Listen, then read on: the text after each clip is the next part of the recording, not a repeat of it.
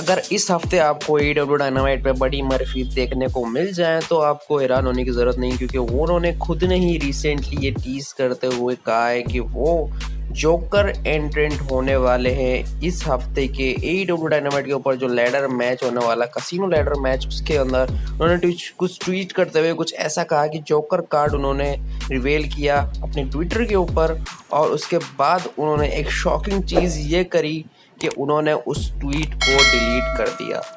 तो ऐसा हो सकता है कि AEW के मैनेजमेंट ने या फिर किसी ने उनसे ये कहा हो कि तुम ऐसा मत करो, ये ट्वीट मत करो, पहले से रिवील कर दोगे तो मज़ा नहीं आएगा।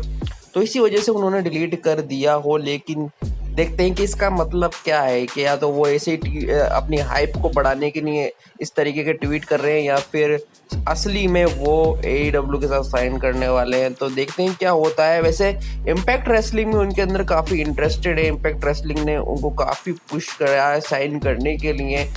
जो AEW के वाइस प्रेसिडेंट है स्कॉट डियामोर, उन्होंने खुद ने ही ये कहा था कि वो ब्रॉन स्ट्रोमन और बड़ी मर्फी आपको इम्पैक्ट रेसलिंग में दिख सकते हैं। उनका नाम उन्होंने लेकर कहा था। तो देखते हैं वो इम्पैक्ट रेसलिंग में जाते हैं या AEW में जाते हैं।